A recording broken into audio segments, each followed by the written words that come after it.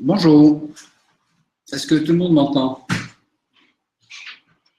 Si vous m'entendez tous, répondez par oui sur le chat.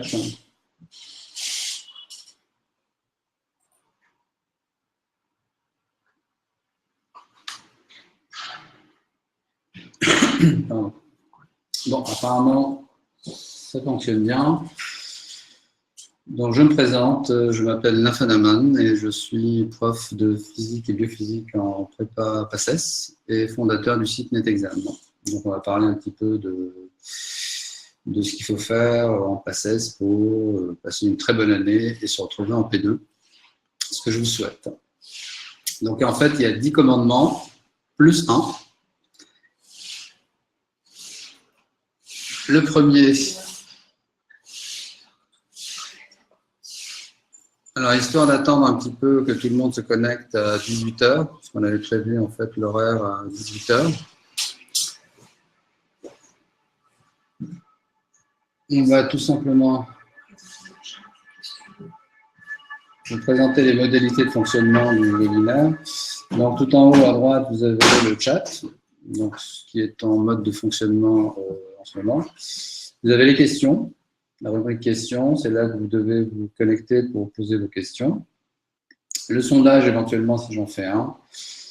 Alors vous aurez vos réponses éventuelles soit sous forme verbale, si elles sont posées directement, si je réponds directement, soit par écrit directement sur la rubrique questions. Tout est OK de votre côté? Le vrai départ va se faire à 18h, parce que c'était l'heure annoncée en fait pour le webinaire. Donc on va attendre tout simplement. En attendant, j'espère que vous avez passé de très bonnes épreuves, ou passé correctement les épreuves du bac, et que vos résultats sont dans la mesure de vos espoirs. Je vois qu'il y a beaucoup de personnes qui veulent devenir médecins, ou pharmaciens, ou odonto, ou sage-femme, ou sage-homme. Mais on dit souvent sage-femme, même pour les hommes, de toute façon. Et il y a pas mal de métiers, en fait, qui sont venus se greffer à la PACES, qui étaient anciennement dans le paramédical. Donc, ce concours regroupe pas mal de métiers. Et à terme, en fait, tous les métiers de santé sont regroupés au niveau de la PACES. Je vois qu'il n'est pas encore 18h. Alors, le webinaire va porter en fait sur les 10 commandements pour réussir la PACES. Et j'en ai rajouté un qu'on verra tout à la fin. Alors, essayez de poser des questions pertinentes.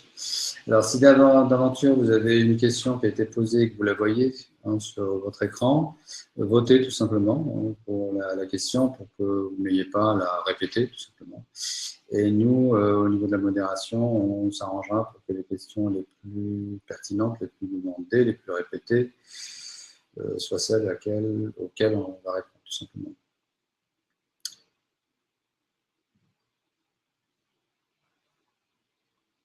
Vous pouvez déjà commencer à poser vos questions, à la limite, pourquoi pas. C'est parti.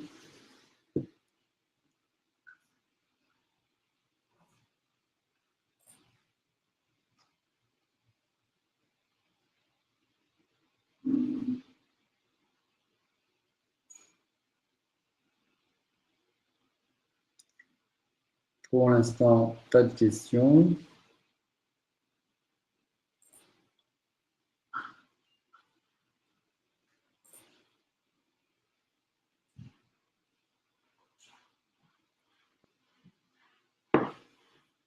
Sinon, je peux vous parler de mes prochaines vacances. Pas de problème.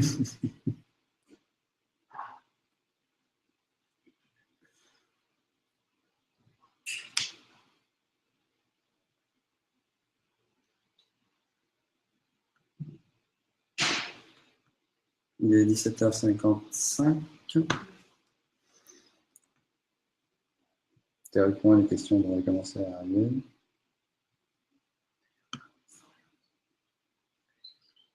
Bon, je suppose que vous avez déjà choisi vos... Ah, je vois une première question. Donc, bonsoir, pour la PACES, il faut juste apprendre par cœur ou bien comprendre avant. Parce on peut apprendre les cours par cœur et les QCM et aller au concours. Ça, c'est exactement le genre de choses qu'il ne faut pas faire. En tout cas, il faut le faire pour certaines matières et certaines facs. Mais on va y arriver à un moment donné, hein, à cette question. Je vais d'abord vous présenter les 10 commandements, donc les 10 règles de base. Et au fil de cette présentation, on parlera de tout ça, évidemment. Donc, on va commencer par le premier commandement, qui est tout simplement donc, la préparation de la rentrée. Alors, inutile de vous amuser à travailler tout l'été pour arriver évidemment à la rentrée complètement fatigué. C'est vrai que vous allez changer de monde. En l'occurrence, vous allez passer du lycée à la fac. Au lycée, vous avez l'habitude d'être encadré. Donc, vous avez des groupes de 20, 30 ou 35 selon les lycées. Et à la fac, vous allez vous retrouver dans des amphis avec 300, 400 personnes selon les facs. Et on vous demandera simplement d'être présent, parfois de manière obligatoire et d'autres fois pas du tout. Alors, les seules présences obligatoires sont liées en fait aux travaux dirigés. Donc, vous aurez largement le temps de vous y faire. Mais inutile, tout simplement, de commencer à travailler dès maintenant. Vous venez de sortir d'une année de préparation du bac, profitez bien de vos vacances, mais il faudra quand même s'y prendre un petit peu plus tôt que la rentrée. Alors, il y a plusieurs possibilités de le faire, selon vos capacités, soit vous vous y mettez tout seul, tout simplement, parce que vous en avez la possibilité et les capacités, soit vous vous inscrivez à un stage de pré-rentrée, hein, pour être dans le bain et être directement opérationnel dès la rentrée, hein, pour ne pas avoir de surprise. C'est le but de ces stages dont on parlera un petit peu à la fin.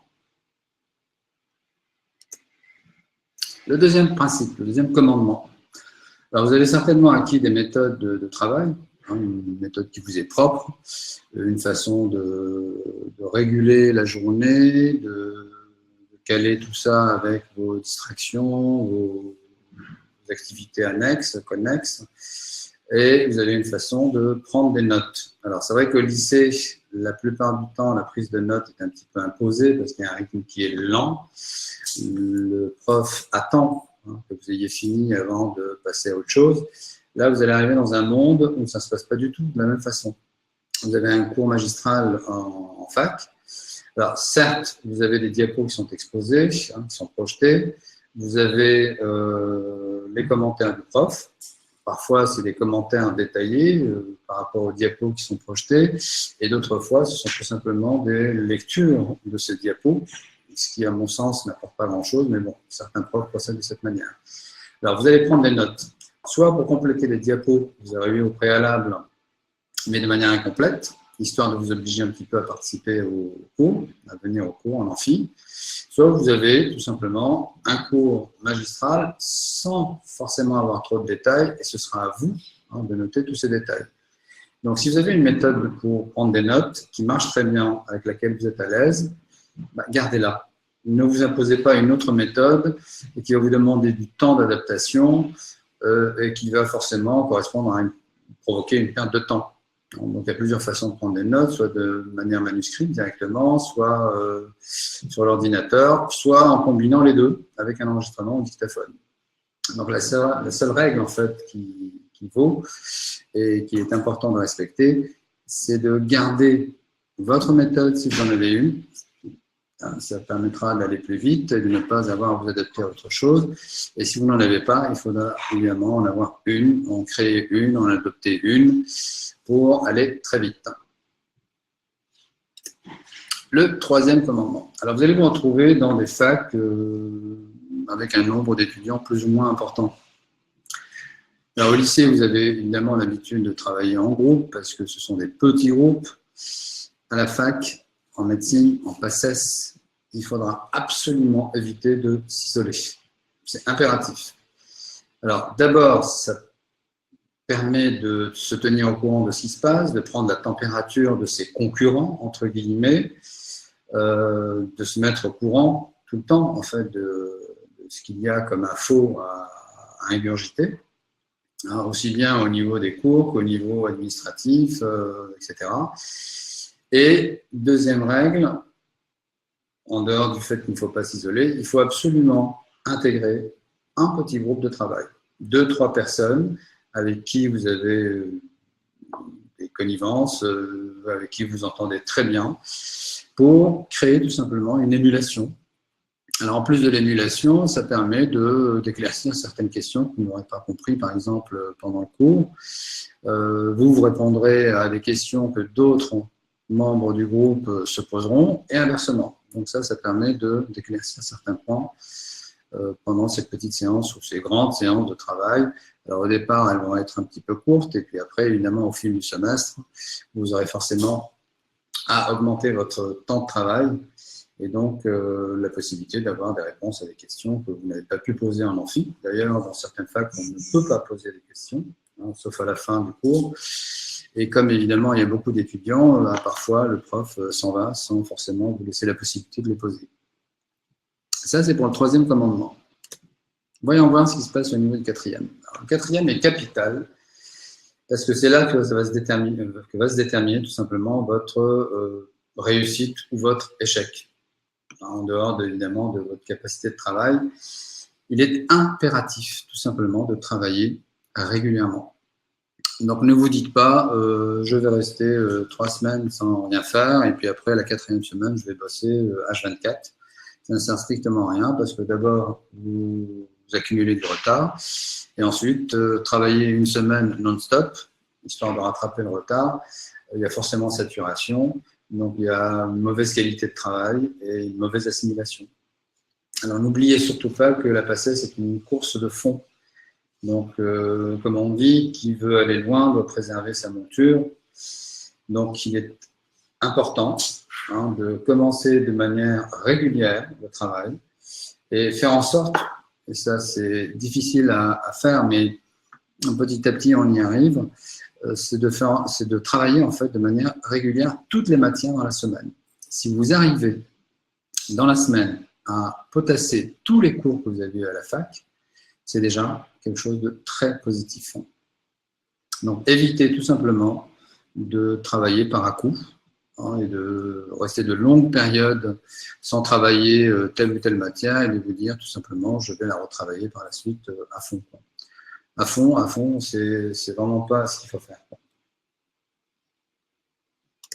Qu'est-ce qu'il en est du 5e commandement? Alors, le bac ne correspond pas du tout à la PACES. Au bac, vous passez un examen.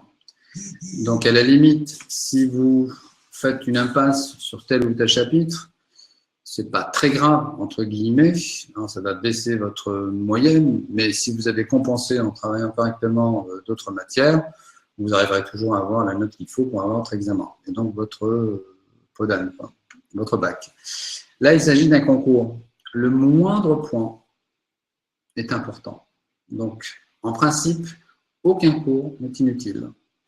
Vous devez tout simplement, à la base, assister à tous les cours. Alors, vous allez vous rendre compte de certaines choses par la suite. C'est-à-dire que dans certains cours, vous allez vous rendre compte que le prof lit tout simplement le poly.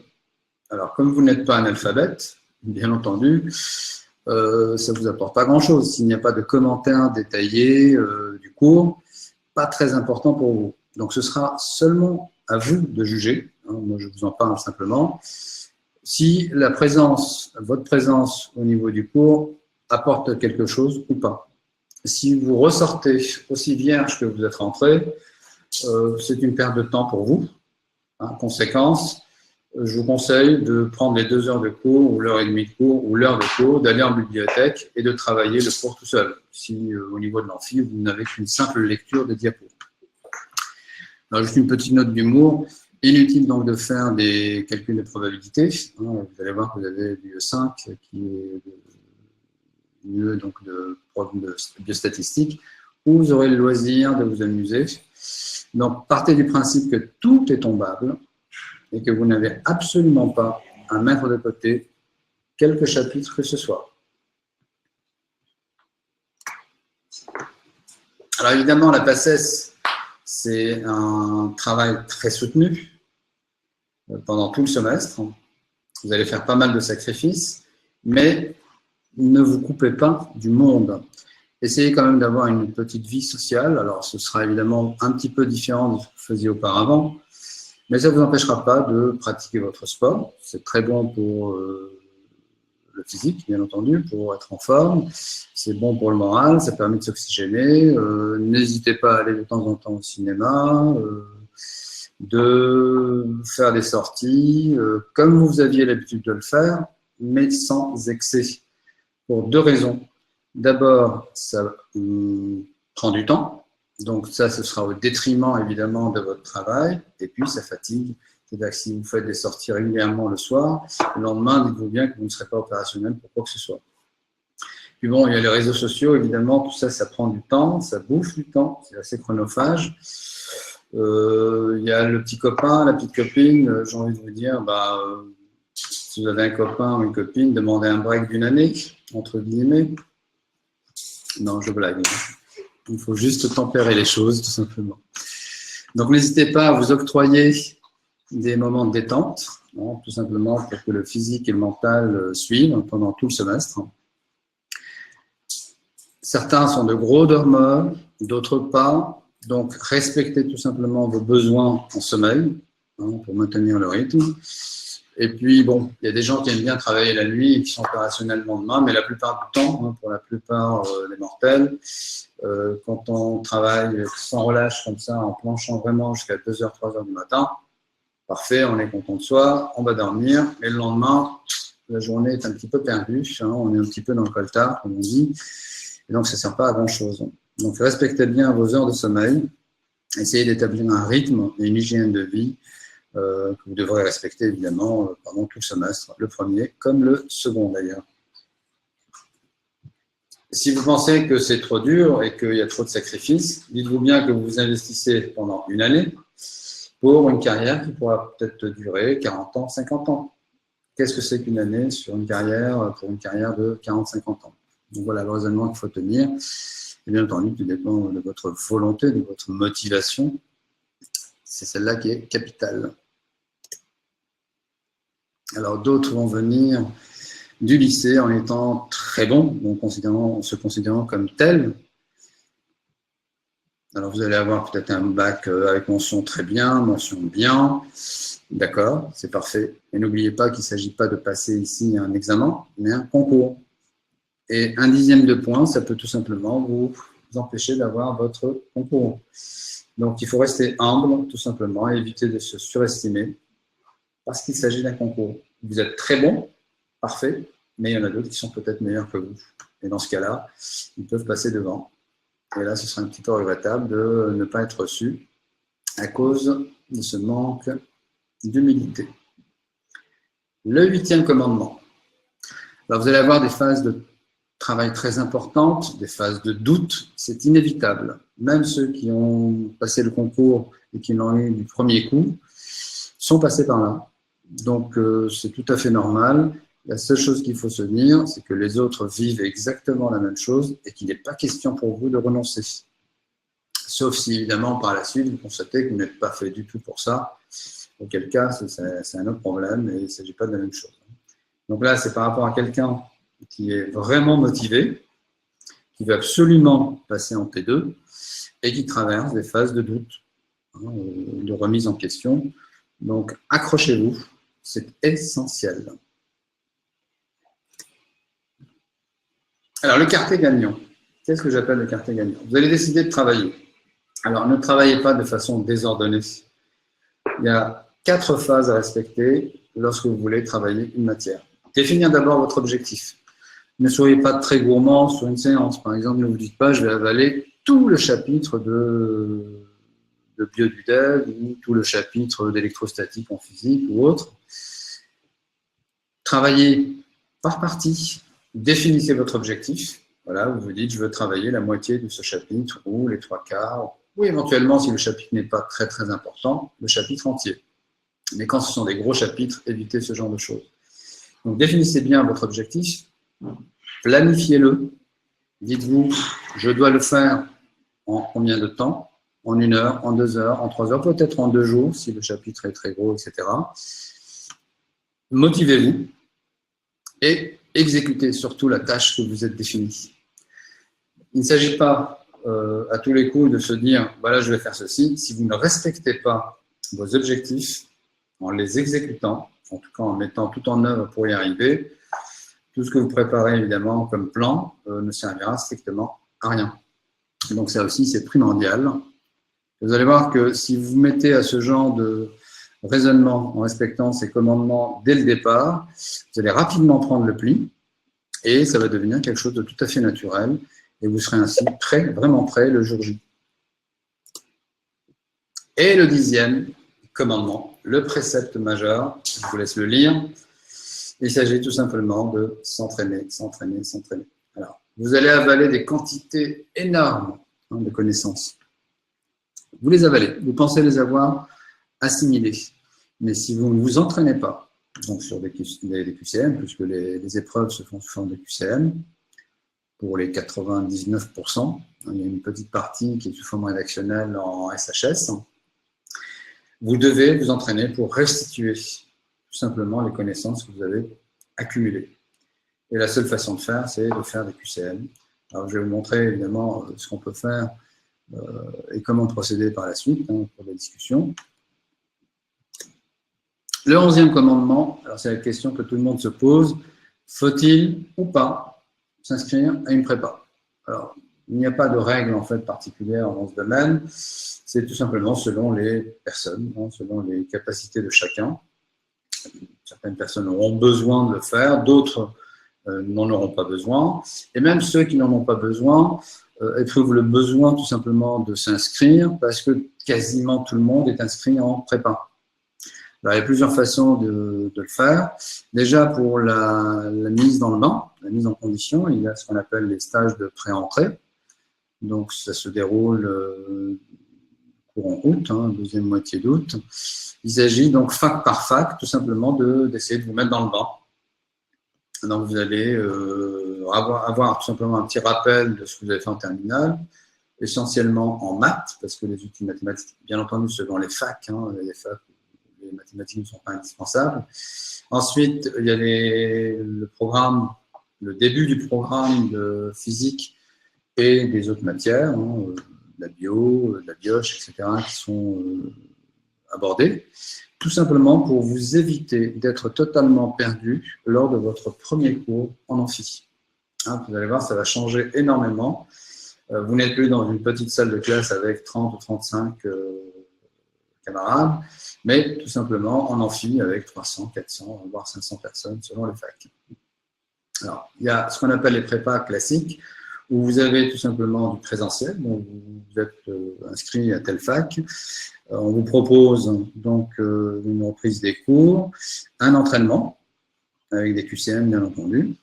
Vous avez également la possibilité de vous entraîner en ligne, en vous inscrivant sur le site netexam.fr, ou alors de faire un couplage d'une prépa en présentiel et d'un entraînement intensif en ligne.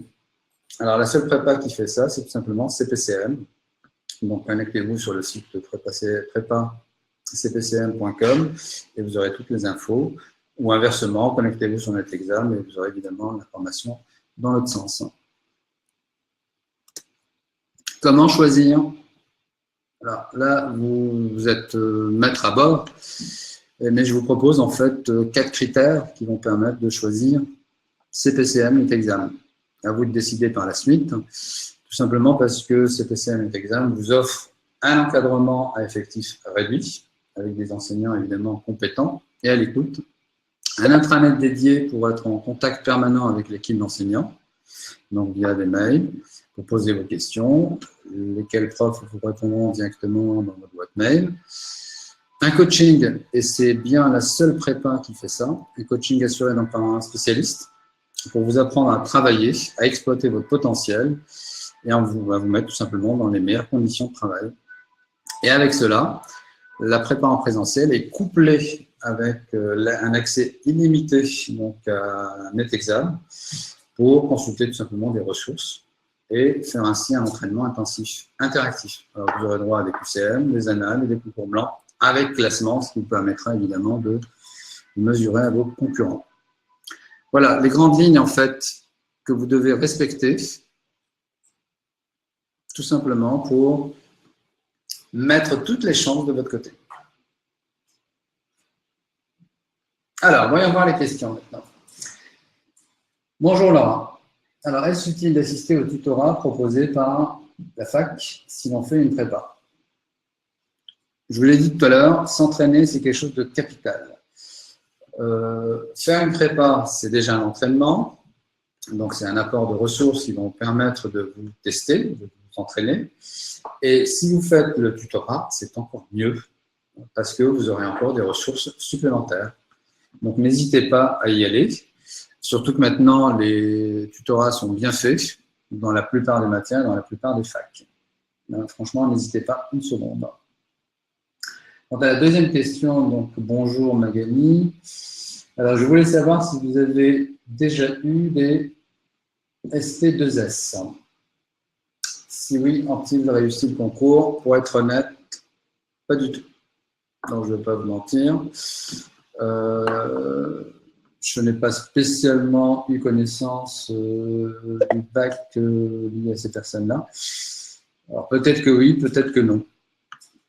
Ben, je vous réponds très franchement, je ne veux pas vous mener vers une mauvaise voie. Hein. C'est à vous de vous renseigner autrement.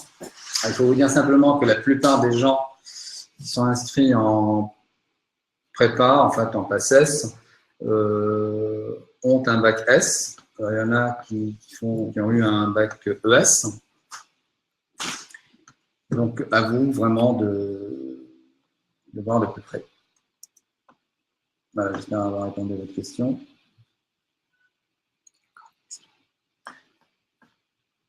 Bonjour Sarah. Conseillez-vous de travailler pendant l'été? Alors, c'est ce que j'avais dit un petit peu au niveau de mon speech. Prenez des vacances. Inutile de commencer à travailler dès maintenant. Ça ne servira strictement à rien. Pour une raison très simple, c'est que vous allez travailler quoi? Vous allez commencer déjà les cours de la fac. Il faut quand même être armé. Il faut avoir quelques expériences quand même. Il faut avoir assisté à quelques cours. Ce que vous pouvez faire, c'est éventuellement reprendre des choses que vous n'avez pas assimilées pendant l'année de terminale. Alors maintenant, si vous avez un bac avec mention très bien et que vous avez absolument tout assimilé, profitez de vos vacances et attendez tout simplement à la mi-août, si vous le souhaitez, et inscrivez-vous tout simplement à un stage de pré-rentrée dans une prépa. Ça vous mettra en condition, ça vous montrera ce qu'on attend de vous, parce que ce sera radicalement différent de ce qui se fait au lycée, et ça vous permettra d'éviter la grosse surprise, tout simplement, à la rentrée, lors de votre premier cours d'amphi. Voilà, j'espère avoir répondu à votre question. Alors, si on est doublant, est-ce que ça vaut la peine d'aller en cours de la fac, s'il vous plaît? Doublant, comment? Alors, est-ce que vous avez passé votre année à ne rien faire et attendre tout simplement de passer d'exploiter votre deuxième chance? Ou est-ce que vous avez travaillé et que malgré tout, vous n'avez pas été admis? Il y a les deux, évidemment. Alors, très franchement, si vous n'avez rien fait pendant l'année, repassez la deuxième année en allant en cours, tout simplement. Parce que vous n'avez pas exploité votre première chance. Donc, je vous conseille d'y aller, parce que vous aurez énormément de lacunes. En fait, vous serez tout simplement un faux primant.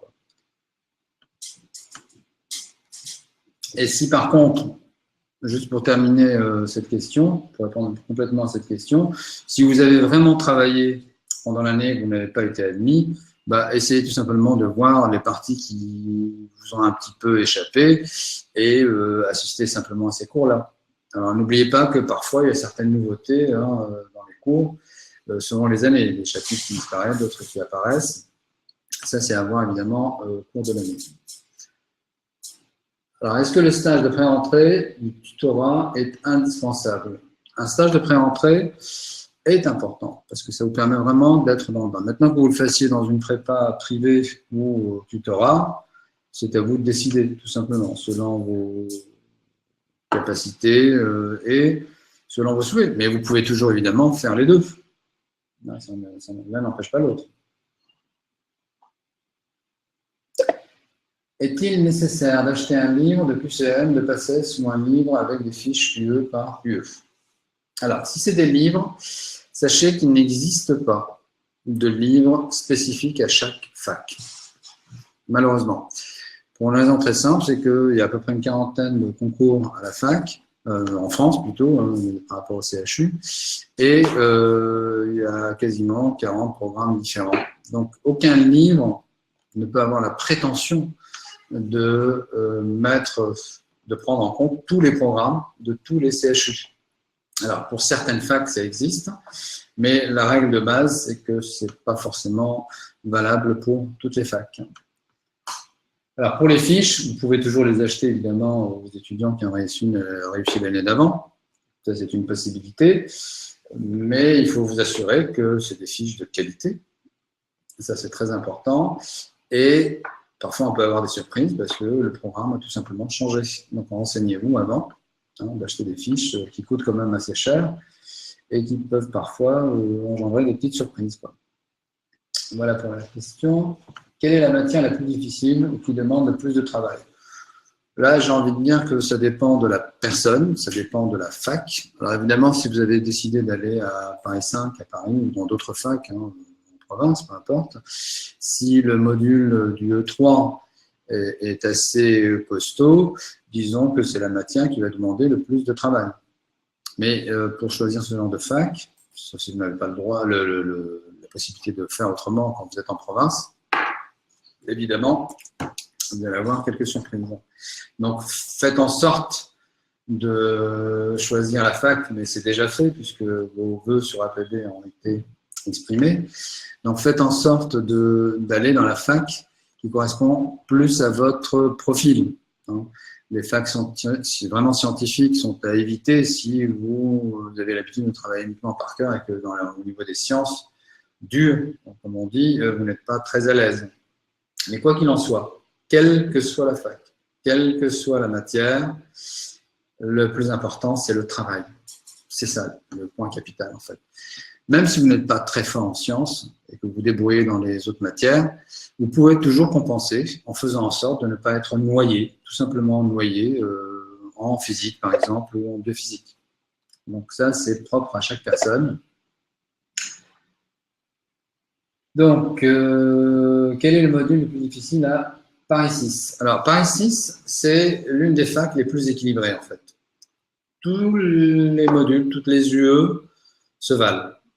Elles demandent toutes pratiquement la même quantité de travail.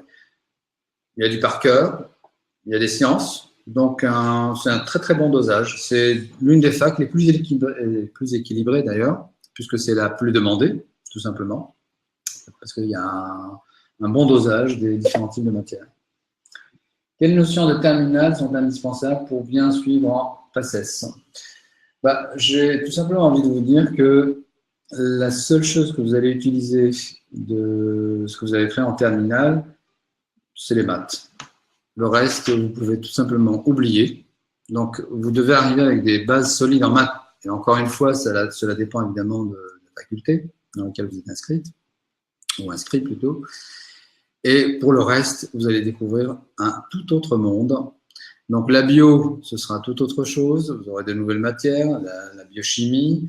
Vous allez faire des biostats, donc vous aurez quelques éléments que vous avez peut-être fait en proba, ou en biostat, en stat, en terminale, mais sans plus. Donc, arrivez simplement avec des outils mathématiques.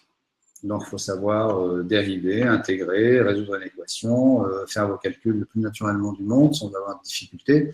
Pour le reste, vous allez l'apprendre sur place, selon les facs. Alors, quand je bosse un cours, je fais une fiche sur le cours. Est-ce que vous pensez que c'est une bonne idée? Parce que j'ai peur que j'oublie certaines notions. J'ai peur d'oublier certaines notions.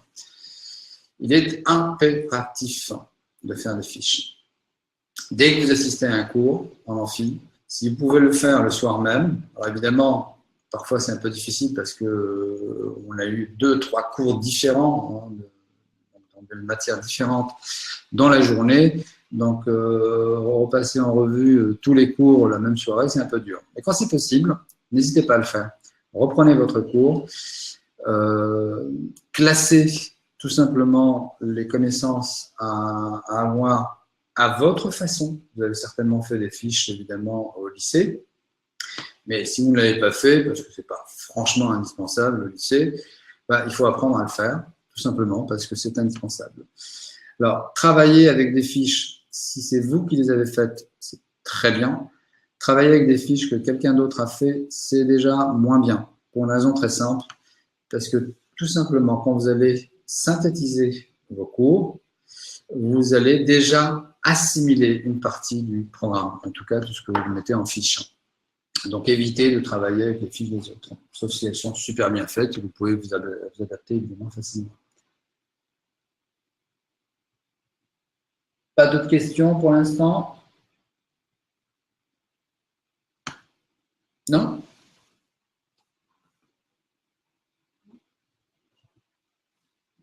Alors, en attendant, je reviens sur un point, j'en parlais tout à l'heure dans les 10 commandements, en l'occurrence, il s'agit du 10e, s'entraîner, s'entraîner, s'entraîner, s'entraîner.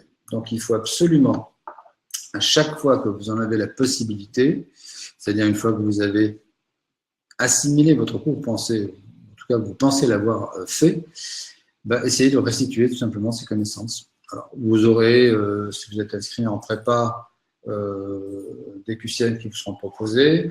Si vous êtes inscrit en CPCM couplé à NetExam, vous aurez accès évidemment à des centaines et des centaines de QCM dans les différentes matières qui vont vous permettre de vous tester. Mais c'est quelque chose d'indispensable à faire. Alors bonjour, comment peut-on trouver un groupe de travail? Alors là, ça dépend évidemment des personnes, c'est tout simplement par affinité. Alors il est possible que par chance, vous soyez dans la même fac, déjà avec vos copains de lycée, auquel cas, évidemment, si vous aviez déjà un petit groupe au lycée, bah, il s'agit tout simplement de le perpétuer. Sinon, si vous arrivez dans une fac et qu'il n'y a aucune personne que vous connaissez, bah, le fait de s'inscrire en stage de pré-entrée, et on l'a constaté, hein, c'est véridique, bah, il y a des petits groupes qui se forment, tout simplement. Il y a des gens qui ne se connaissent pas du tout à la fac, puisque la rentrée ne s'est pas encore faite à ce moment-là, et il y a des groupes qui se forment en prépa. Donc, des petits groupes de 3, 4, selon affinité, bien entendu, comme on dit. Alors, voyons voir l'autre question. Il faut bosser un minimum 10 heures par jour. Quelle est votre opinion? Bah, c'est très simple, en fait. Ça dépend évidemment de vos capacités, mais dites-vous bien que c'est une année de travail.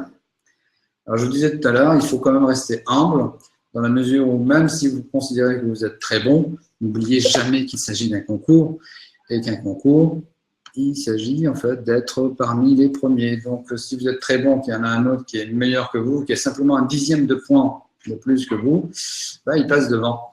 Donc, 10 heures de travail par jour, on peut dire que c'est à peu près le minimum, il y a même 10-12 selon les personnes, et c'est la régularité qui compte en fait, tout simplement. Il faut absolument être régulier si vous voulez avoir toutes les chances de passer en P2. Voyons voir une autre question. Cependant, en PACES, le concours porte sur le cours entier. Faire des fiches ne serait-ce pas risquer d'oublier des détails? Alors, quand on fait des fiches, en fait, on synthétise, mais on tient compte d'absolument tout le cours. On enlève tout le blabla, entre guillemets, qui fait que le cours fait 60 pages, et vous le synthétisez peut-être en une dizaine ou une quinzaine de pages. Encore, ça dépend, évidemment. Mais il faut garder l'essentiel. Alors ça, vous pourrez le voir. Comment? Tout simplement en consultant un petit peu les QCM, en vous entraînant sur les QCM qui vous sont proposés soit à la fac, soit en prépa, soit en consultant les annales. Et là, vous allez vous faire une idée de ce qui est tout simplement demandé. Mais en règle générale, il ne faut absolument rien laisser passer. Et quand vous faites vos fiches, il y a quand même une certaine technique à adopter pour les faire. Il ne s'agit pas de prendre un mot par-ci, par-là. Il faut tout simplement synthétiser, donc dégager l'essentiel. Mais bon, la plupart du temps, les fiches, elles vous sont données en prépa. Donc, si vous êtes inscrit en prépa, vous les aurez sans problème. Donc, le travail est, disons, un petit peu mâché pour vous. Après, ce sera à vous de les annoter, de rajouter des choses éventuellement. Que pensez-vous de la méthode De JO, J3, c'est quoi? J0, J3? Honnêtement, je ne vois pas ce que c'est. Alors, très sincèrement, je ne vois pas du tout ce que vous voulez dire par là. Donc, donnez un peu plus de détails et je pourrais peut-être vous y répondre, hein, je ne sais pas. Bonsoir Jean-Baptiste. Les cours sont-ils donnés par la fac ou doit-on prendre des notes complètes de tous les cours? Alors, normalement, vous avez toujours des polis qui sont distribués par la fac. Soit des polis reliés, soit des cours en ligne, parce que vous aurez votre compte qui sera ouvert évidemment dès que vous serez inscrit dans telle ou telle fac. Donc les diapos ou les cours seront mis en ligne, vous pourrez en disposer, soit avant le cours, soit après. Alors il y a des facs qui les donnent bien avant, avec des diapos complètes, d'autres des diapos incomplètes pour vous inciter tout simplement à assister au cours et les compléter justement en écoutant le cours du prof, hein, pour éviter que l'amphi soit vide. Donc tout ça dépend évidemment des facs. Mais jamais vous n'aurez évidemment de cours à prendre intégralement. Soit vous avez le poly avant, soit vous l'avez après, hein, de toute manière. Étant étudiante étrangère, je pense que j'ai moins de chances d'avoir le concours. Est-ce que vous me conseillez de commencer les révisions pendant les vacances? Alors, pour une étudiante étrangère, la première chose à maîtriser, c'est la langue, parce que tous les cours sont évidemment en français. Donc ça, c'est un point capital.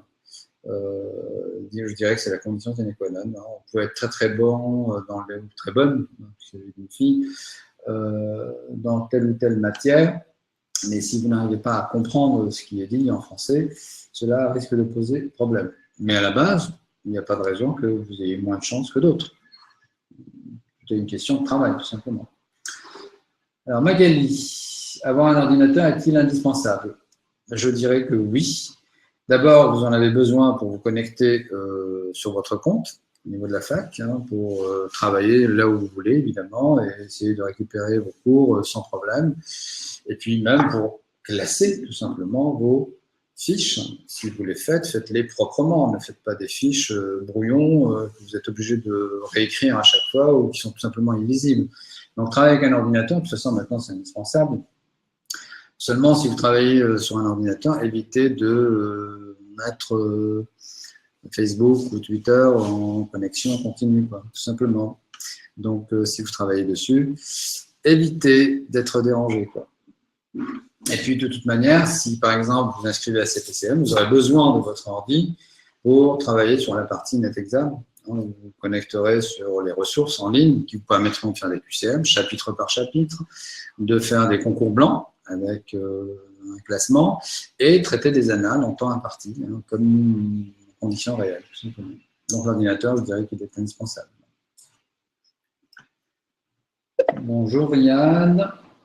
Vous conseillez de réviser les cours d'anatomie comment? Alors là, bon, je suis prof de physique et de biophysique, donc je ne vais pas vous donner de méthode particulière pour l'anatomie, mais de ce que j'en sais, tout dépend évidemment de la fac où vous êtes. Je sais qu'à P6, c'est là que l'épreuve d'anatomie est la plus difficile, puisqu'il n'y a aucun schéma le jour de l'épreuve, alors que vous en avez des tonnes à avaler pendant le semestre. Sur les autres facs, vous avez des schémas, vous avez des coupes anatomiques. Alors, comment travailler cette matière? C'est évidemment du par cœur. Et le par cœur, en l'occurrence concernant l'anatomie, de ce que je sais, de ce que j'ai vu faire, il faut tout simplement travailler en continu.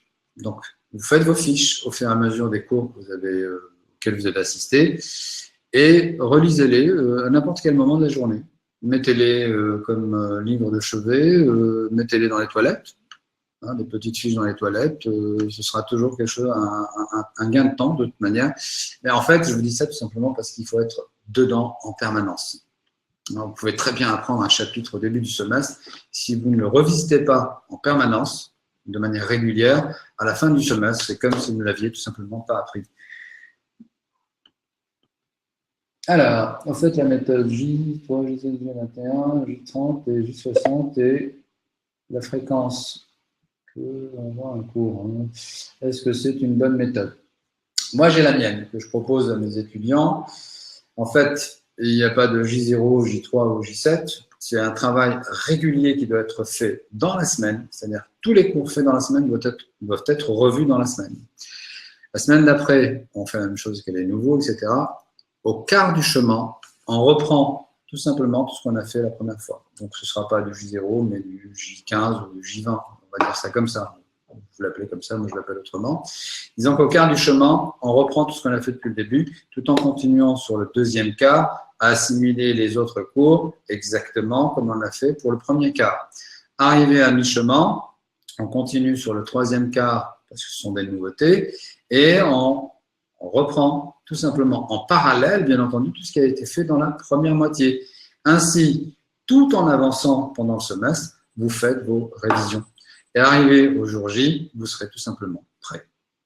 Moi, c'est la méthode que je préconise et je peux vous garantir que ceux qui l'appliquent en tirent vraiment bénéfice. Mais il faut le faire dès le début. Alors, conseillez-vous de commencer les révisions pendant les grandes vacances? J'en ai parlé un petit peu tout à l'heure. Les seules révisions dont vous avez besoin, en fait, c'est tout simplement celle de mathématiques. Pour le reste, attendez tout simplement le stage de pré-rentrée qui va vous mettre directement dans le bain du programme de la PACES. Où trouve-t-on les QCM pour se préparer au concours? Alors, d'abord, il y a des QCM, évidemment, qui vont vous être fournis par la fac, vous êtes inscrit, puisque vous allez avoir des TD, des séances de travaux dirigés. Donc, des QCM vous seront proposés pour vous entraîner. Ensuite, si vous êtes inscrit dans une prépa, il vous sera proposé, évidemment, des QCM. Et comme il en faut beaucoup, beaucoup, beaucoup, de toute manière, parce que 10 QCM ou 20 QCM ne suffisent pas du tout, vous pouvez coupler l'inscription à une prépa en présentiel, à NetExam, c'est ce que fait CPCM, et là, vous aurez des centaines de QCM en interactif qui vont permettre de travailler, en fait, tout simplement toutes les matières à n'importe quel moment de la journée. Si vous avez envie à 3 heures du matin de faire des QCM, vous pouvez le faire. Si vous avez envie de passer un examen à 5 heures du mat, vous pourrez le faire également. Alors, vous avez des ressources donc, qui sont disponibles sur netexam.fr couplées à CPCM. Où trouve-t-on les QCM? Moi, je viens de répondre. Les annales, pour certaines, elles seront distribuées évidemment par les facs. Il y a certaines facs qui font de la rétention d'informations, ce qui est un petit peu illégal, puisque c'est du domaine public. Et de toute manière, quand vous serez inscrit en prépa, il y a des annales qui seront mises tout simplement à votre disposition, soit sous forme de papier, sous forme de papier, soit vous les trouverez tout simplement sur le site NetExam couplé à CPCM. Alors, où trouve-t-on les QCM? Je viens d'y répondre. Il n'y a pas de nouvelles questions pour l'instant.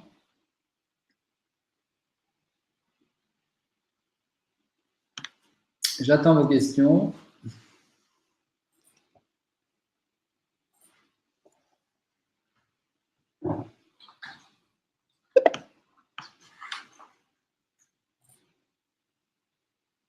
Alors, une question de Jean-Baptiste.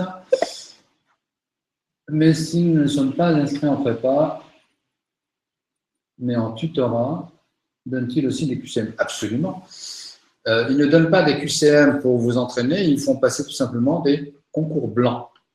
Voilà. Donc, les tutorats, en fait, ne fournissent pas de QCM d'entraînement, mais organisent tout simplement des concours blancs. Donc, vous préparez vous-même à votre façon, soit tout seul, soit en étant avec une prépa, et les tutorats vous permettront de passer des concours blancs. Mais sachez évidemment que dans les prépas, vous aurez évidemment des concours blancs calqués sur les annales.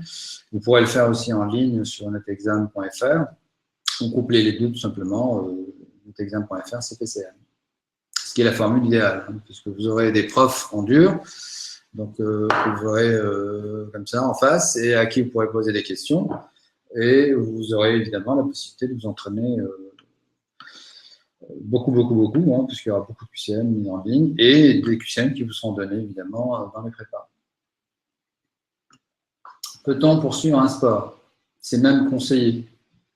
C'est tout simplement conseillé pour essayer de maintenir votre corps en forme. Il ne s'agit pas de devenir un ermite non plus, tout simplement de jouer à la taupe, comme on dit. Continuez à vivre, mais disons que vous aurez un peu moins de liberté qu'avant parce que vous constaterez vous-même qu'il y a beaucoup de temps à consacrer tout simplement à la PACES, c'est tout. Mais n'hésitez pas à continuer un sport si vous en pratiquez déjà. Une autre question? Alors, est-il préférable de rester chez ses parents, mais à 1 heure de transport, ou d'aller dans un foyer ou un appart près de la fac? Ah, grande question. Moi, très honnêtement, pour la première année, j'opterais pour les parents, pour une raison très simple. Même s'il y a 1 heure de transport, une heure c'est pas considérable, hein, parce que j'ai connu des étudiants qui avaient 2 heures de transport pour venir en cours. Donc 1 heure, c'est franchement raisonnable. Alors pourquoi les parents? Parce que tout simplement, vous êtes pris en charge. Vous êtes nourri, logé et blanchi. Donc vous rentrez chez vous, vous n'avez pas à faire la cuisine, vous n'aurez pas à laver votre linge, et vous aurez simplement 1 heure de transport. Si en plus, l'heure de transport, vous l'exploitez correctement en prenant des cours par cœur, hein, pour réviser pendant les transports, c'est rentable. Après, tout dépend évidemment des personnes. Il y en a qui veulent partir de la maison, tout simplement, pour être indépendant. Et le fait d'être près de la fac, certes, ça fait moins de transport, mais il y a quand même pas mal d'activités annexes à côté. Il y a des tâches ménagères, il faut faire les courses, il faut préparer à manger, etc. Sauf si vous mangez à l'extérieur régulièrement. Quoi qu'il en soit, ça dépendra évidemment de vous. Je suis arrivé 149e, différence de 0,8 points. Je vous disais tout à l'heure que le moindre point vaut son pesant d'or et parfois on loupe sa place à 1/10 près. J'étais super confiant pour être classé en médecine. En plus, tous les cours j'ai appris, les QCM fait 5 fois avec les réponses de la fac. Quel conseil pour l'année de redoublement? Eh bien, j'ai envie de vous dire, ne changez rien. Vous allez, pendant cette année de redoublement, si vous travaillez exactement de la même façon, tout simplement peaufiner tous les petits détails qui vous ont échappé et qui ont fait qu'il vous manquait 0,8 points, tout simplement. Et là, je vous garantis que vous serez dans l'eau l'année prochaine. J'ai entendu dire que certaines personnes en PACES donnent des mauvaises informations sur, ça c'est classique, hein, c'est de l'intox, histoire de décourager. Donc, au contraire, il ne faut pas trop se lier à des camarades. Mais non, absolument pas. Les infos officielles, quoi qu'il en soit, vous les aurez toujours par l'administration. Elles seront mises soit sur les tableaux d'affichage à la fac, soit sur votre compte directement par la fac. Donc, les infos officielles, c'est les infos officielles. Maintenant, si vous avez de l'intox à côté, bon, c'est de bonne guerre, on va dire, parce que c'est un concours. Il y a des gens qui s'imaginent qu'ils doivent sortir les fusils d'assaut, mais bon, c'est pas franchement inquiétant. Est-il vraiment des bizutages? Non. Plus maintenant à la fac, il y a des soirées d'inté, des week-ends d'inté, d'intégration, selon les facs. C'est plutôt une bonne chose parce que ça permet vraiment de s'intégrer dans la fac et de faire partie d'un groupe, aussi grand soit-il. Après, à vous de créer votre petit groupe d'amis selon vos affinités. Hein. Ça relève du personnel et je ne peux absolument rien dire. Mais en tout cas, les week-ends d'inté, il faut y aller parce que d'abord, ça permet de démarrer la vie d'étudiant. C'est pour ça qu'on appelle ça le week-end d'inté. Et ça permet de connaître des gens, tout simplement. D'autres questions? Habiter seul ou chez la famille, je vous ai déjà répondu hein, par rapport à une autre question du même type.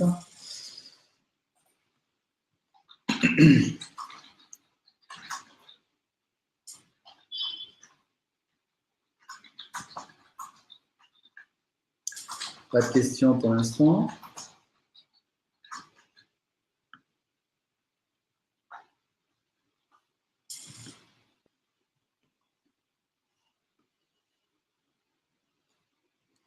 Comme je vous le propose, hein, si vous voulez qu'on retraite certains points, n'hésitez pas.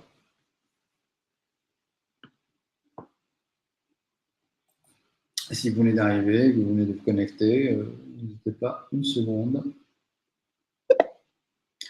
Dans quel état d'esprit conseillez-vous d'être à l'arrivée en fac? Alors, c'est même pas l'esprit qui compte au départ, c'est tout simplement le physique. Arriver en forme, pas fatigué. C'est pour ça que je vous disais tout à l'heure, essayez de profiter de vos vacances, mais n'hésitez pas à reprendre le collier quand même en août. Alors, soit tout seul, soit à travers une prépa, à travers un stage de pré-rentrée, mais il ne faut pas arriver comme ça, les mains dans les poches à la fac. Je vous conseille vraiment de vous mettre dans le bain à partir du mois d'août. Alors, les stages de pré-rentrée commencent en général à la mi-août. Et là, ça vous permet, selon la formule que vous aurez choisie, hein, une semaine, 2 semaines, etc., de vous mettre vraiment dans le bain.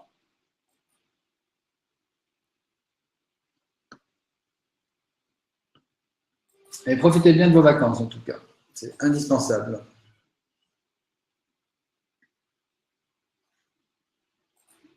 D'autres questions? Ou d'autres points que vous voulez éventuellement revisiter?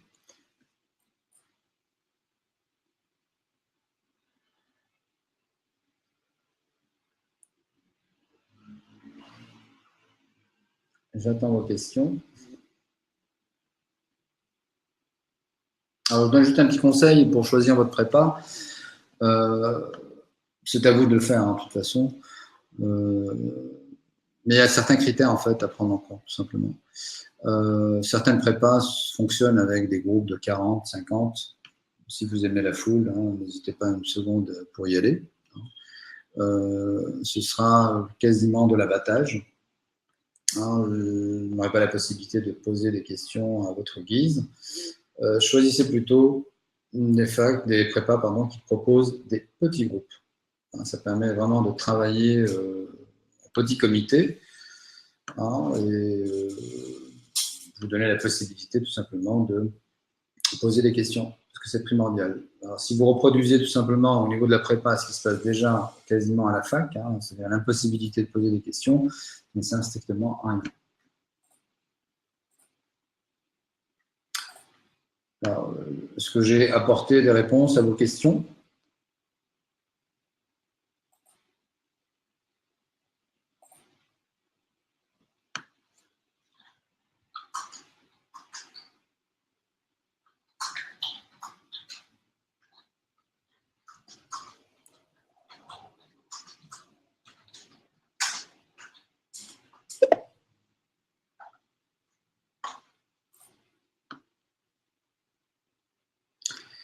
Alors, peut-on participer au concours de toutes les spécialités au concours du deuxième semestre, même si finalement nous avons uniquement une seule spécialité? Rien ne vous empêche de le faire. Absolument rien. Vous avez le droit de vous inscrire au 4, tout simplement, voire même plus. Bon, ceci dit, si vous avez une idée bien précise de ce que vous voulez faire, très franchement, et que vous ne voulez pas en démordre, n'hésitez pas à vous inscrire uniquement dans l'option qui vous intéresse, dans la spécialité qui vous intéresse, et voire ajouter une ou deux. Mais si vous avez des spécialités qui ne vous intéressent pas du tout, ne perdez pas votre temps. Consacrez ce temps-là justement à essayer de travailler un peu plus les autres spécialités. Mais vous avez parfaitement le droit de le faire, de toute façon.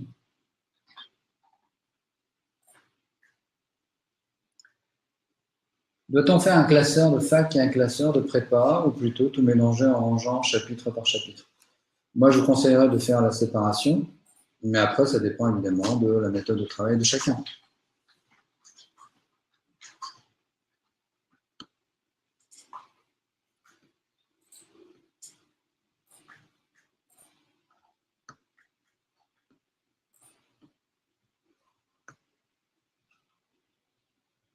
D'autres questions?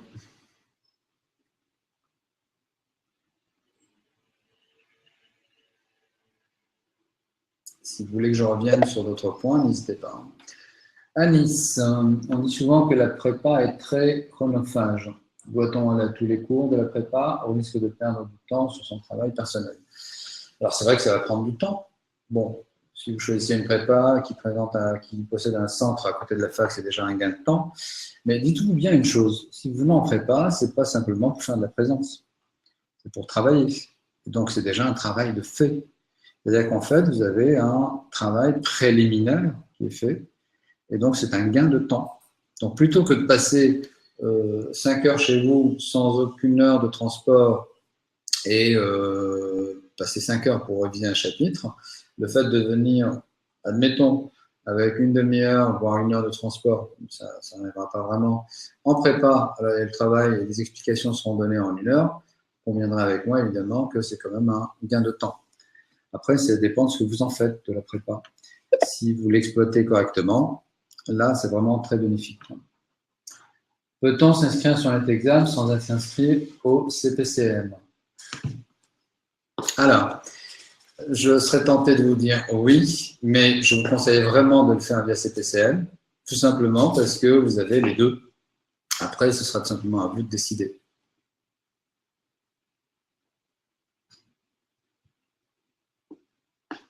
J'espère avoir répondu à votre question, Magali.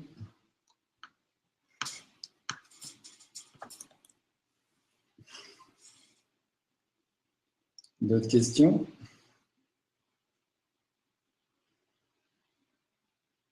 Je vois que Magali a étudié le dossier, puisqu'il y a eu pas mal de questions de sa part. Donc Magali va entretenir le débat. Il y a eu pas mal d'autres questions.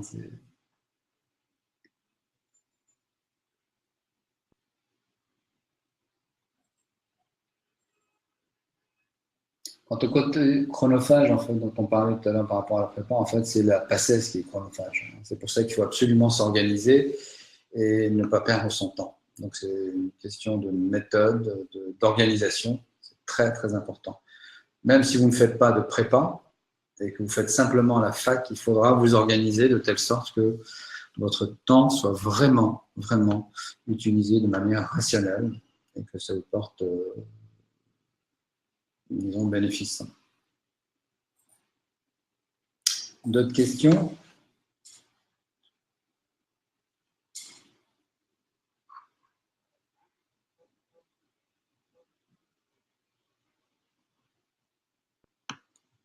Visiblement non.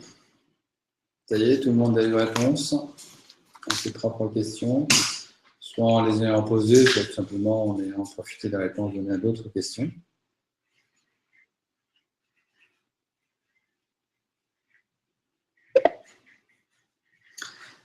Il y a une autre question qui est arrivée.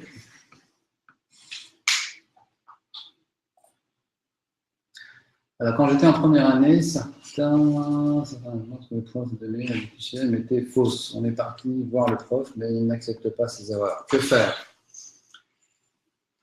Que faire? Le pendre. Non, non, je rigole. Ça, c'est malheureusement un problème qui se pose de temps en temps dans certaines facs. Dites-vous bien une chose, même si vous avez raison, il faudra donner le jour du concours la réponse que le prof vous a donnée. Parce que c'est lui qui établit les corrections, c'est lui qui corrige, ou en tout cas, c'est lui qui établit le corrigé sur lequel est basée la correction, une correction. Donc, n'essayez pas de vous battre contre lui. Vous pouvez toujours lui en parler, évidemment, pendant l'année. S'il ne revient pas dessus, c'est qu'il y tient un mordicus. Et dans ce cas-là, vous adaptez tout simplement sa réponse. Même si vous savez pertinemment que ce n'est pas vrai. Vous n'avez pas le choix. À la fac, à qui poser des questions? Au tutorat? Non. Au tutorat, en fait, comme je vous l'ai dit tout à l'heure, vous avez la possibilité tout simplement de faire des concours blancs. Donc, il faudra en profiter, parce que plus vous ferez de concours, plus vous vous entraînerez sur des QCM, et plus vous aurez de chances, évidemment, d'être reçu.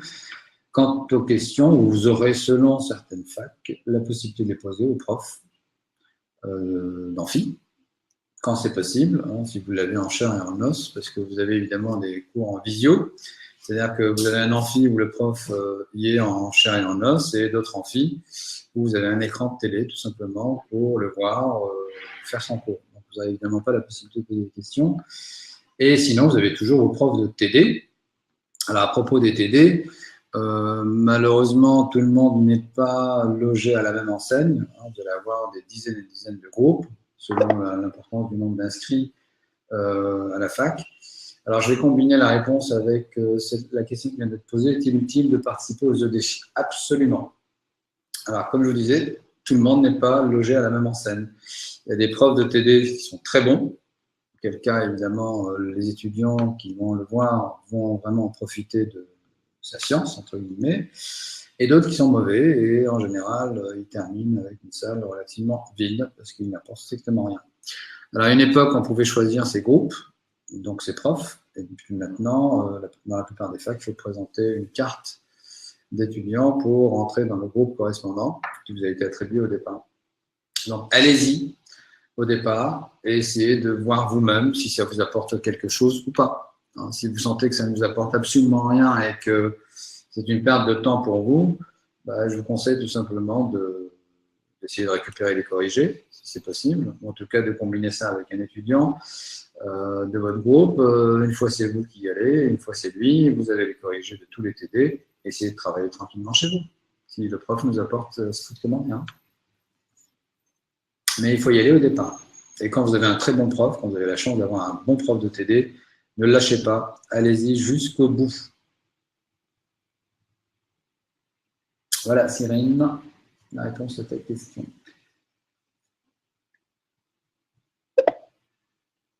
Toujours Magali, peut-on avoir le concours en étant mal classé au premier concours? J'avoue que c'est un petit peu difficile. Hein. L'essentiel se fait au premier. Parce qu'une fois que l'on n'est pas classé au premier, ceux qui sont classés vont s'accrocher au second pour y rester. Et donc, il est difficile de les déloger. Mais ça arrive. Alors, ne visez pas le second semestre, visez le premier. Comme ça, vous aurez moins d'embêtements après.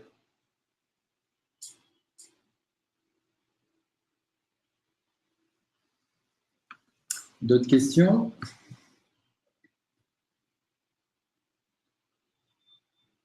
Quoi qu'il en soit, profitez de tout ce qu'on peut vous proposer comme ressources, sous quelque forme que ce soit.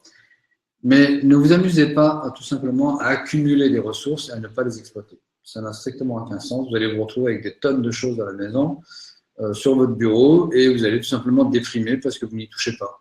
Donc, si vous arrivez à récupérer beaucoup de ressources, soit à travers la fac, soit à travers un tutorat, soit à travers le site, soit à travers CPCM ou la prépa que vous aurez choisi, exploitez tout simplement ces ressources-là.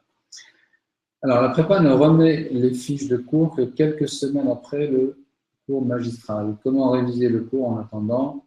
Pas assister, cours mal noté. Merci pour vos réponses. Alors, franchement, ce problème ne se pose pas vraiment, parce qu'en réalité, les cours en prépa sont parfois faits avant. Alors, quand on sait évidemment que les cours ne vont pas changer, donc les cours de l'année précédente sont déjà faits, les fiches sont déjà faites, et on les distribue avant. Maintenant, il arrive parfois que certains programmes sont annoncés à l'avance, comme tout simplement des programmes qui vont être modifiés, auquel cas la prépa attend, on temporise un petit peu pour ne pas donner des informations tout simplement erronées et qui ne sont plus d'actualité. Est-il primordial de travailler en binôme pour l'anatomie? Je vous en ai parlé tout à l'heure. Un groupe, c'est toujours important. D'abord, il y a l'émulation, de voir l'autre travailler, ça vous motive, ça vous aide à maintenir le coup. Même si vous avez une prépa. Une prépa, c'est pas évidemment, ça ne remplace pas le groupe, puisque vous allez assister à des, même si vous êtes par exemple à CPCM sur des petits groupes, ça n'empêche pas de constituer un petit groupe de travail, 2-3 personnes. Bon, maintenant, si vous voulez travailler avec une seule personne, ça n'empêche pas. Mais c'est très bien de pouvoir communiquer avec quelqu'un en permanence. Ça vous aide. Vous pouvez l'aider, il peut vous aider. Il y a l'émulation qui intervient.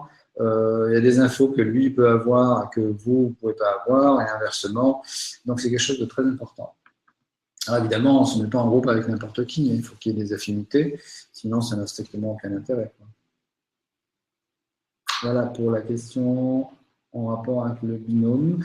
Alors ça ne concerne pas uniquement l'anatomie, toutes les matières peuvent être travaillées en groupe, en petits groupes. Je ne sais pas pourquoi vous posez la question en particulier pour l'anatomie. Bon, c'est vrai que c'est du par cœur, mais il y a d'autres matières par cœur. Il y a la biocell, selon les facs. Bon, Paris 5, c'est pas du par cœur, mais il y a l'histo, il y a l'embryo, il y a l'ICM qui est du par cœur. Tout ça, ça peut se travailler à 2, comme l'anatomie, ou à 3, ou à 4, peu importe.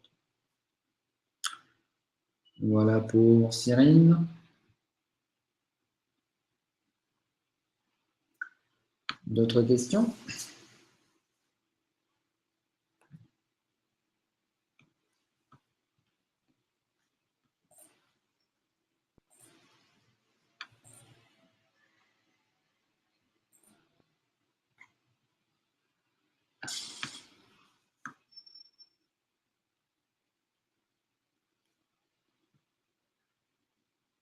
Pas d'autres questions? Donc, si vous n'avez pas d'autres questions, je veux juste vous transmettre une petite info. Il y a une journée porte ouverte CPCM, Net Exam, le 5 et le 12 juillet. Donc, venez si vous avez d'autres questions. Et là, vous aurez toutes les infos, évidemment, relatives à CPCM et examen. Encore Cyrine, pour le vaccin contre l'hépatite B, il est en rupture de stock. Comment faire? Très bonne question. Je connais le vaccin contre l'échec en PACES, mais pour l'hépatite B, je ne sais pas trop.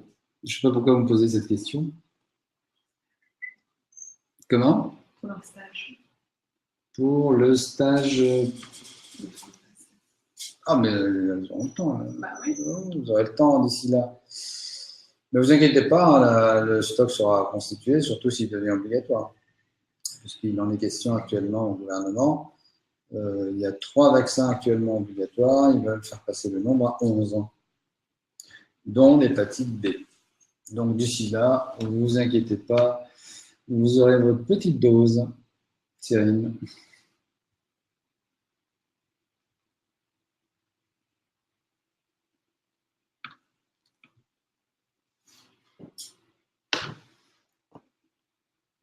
D'autres questions?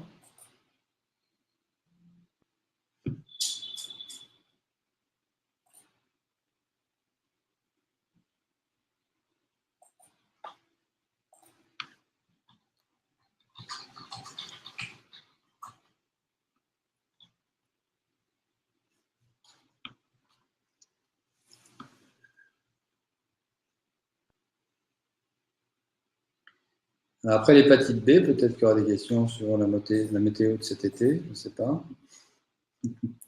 Non, je rigole.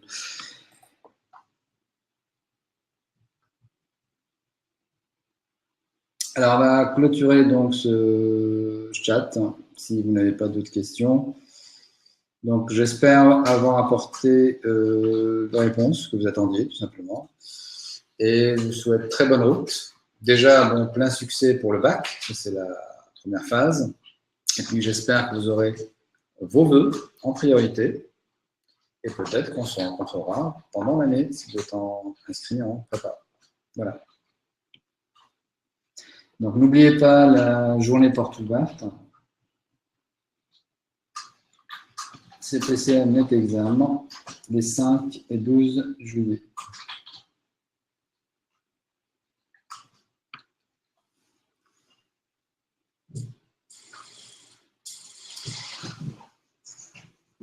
Voilà, donc on clôture. Très bonne soirée à vous et à très bientôt sous d'autres cieux.